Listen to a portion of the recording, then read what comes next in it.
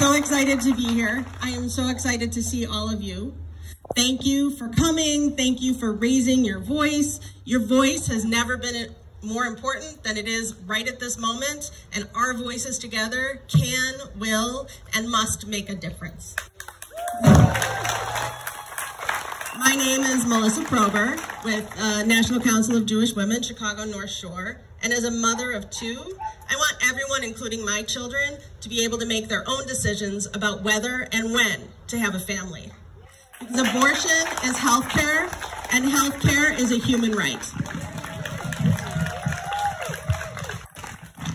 I'm proud to represent NCJW. We are the oldest progressive Jewish women's organization in the United States. Founded in Chicago in 1893, when a group of women were asked to participate and instead found out that they were there to serve coffee to the men.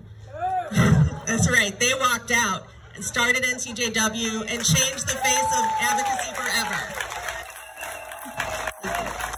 For more than 125 years, National Council of Jewish Women has boldly imagined a world where women, children, families, and all people are fully valued and supported. And from the beginning, we have been on the front lines of the fight for reproductive health, rights, and justice. Our goal is a world where all people have access to the reproductive health care that they choose without fear or shame, regardless of their race, income, hometown, or immigration status. Because reproductive health care, including abortion, is health care, and access to safe and affordable abortion is a human right.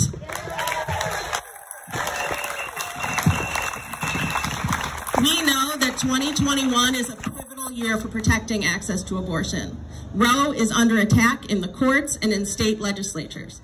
If the Supreme Court overturned Roe tomorrow, at least 20 states are poised to immediately seek to ban abortion. And without Roe, at some point, a future anti-abortion Congress or president could pass a nationwide federal ban on abortion. Boo is right, but the majority of Americans believe that abortion should be legal, and 73% support Roe v. Wade.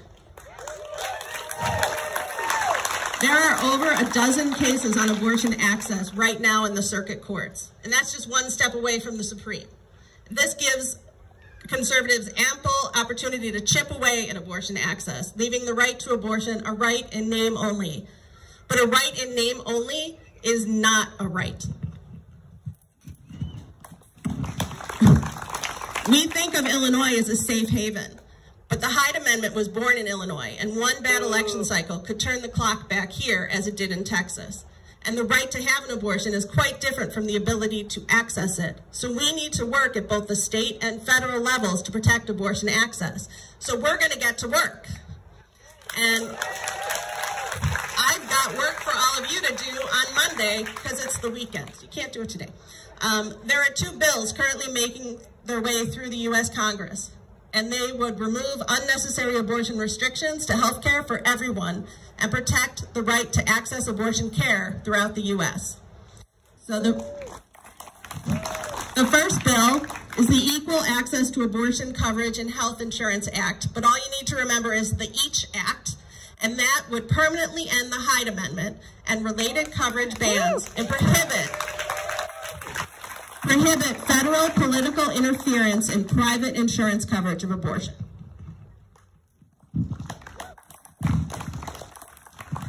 The Women's Health Protection Act would protect the right to abortion access by creating a safeguard against bans and medically unnecessary restrictions.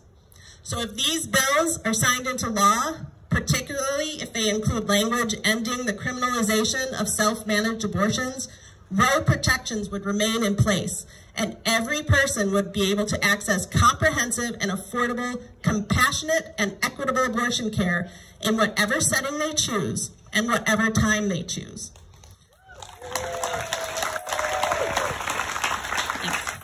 So, first thing Monday morning, I need you to grab your phones. You can grab your coffee first, but then grab your phones and take action.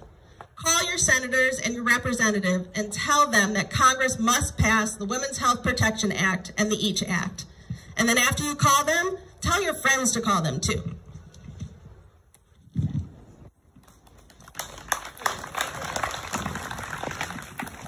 When we raise our voices together, change can happen. And in Illinois, NCJW is actively working to repeal the Harmful Forced Parental Notice of Abortion, or PNA. This is an unnecessary law that puts young people in danger and interferes with their access to time-sensitive health care. Please reach out to the governor and leaders of our General Assembly and let them know that the time is now to repeal the PNA. So call Speaker Chris Welch, Senate President Don Harmon, and Governor J.B. Pritzker. I was going to give you all their phone numbers right now, but I don't think anyone has a pencil. So you can visit the NCJW Chicago North Shore website later, and we've got contact information for everybody. Thank you. Every single person needs to be able to make their own moral and faith-informed decisions about their body, health, and future without interference from the government. Now, before I go, I have to mention that later this month, the National Council of Jewish Women is launching a new campaign related to abortion access called 73 Forward. 73 for Roe, and forward because we are not going back. The goal of 73 Forward is to remove educational, financial, and legislative roadblocks for people experiencing pregnancy.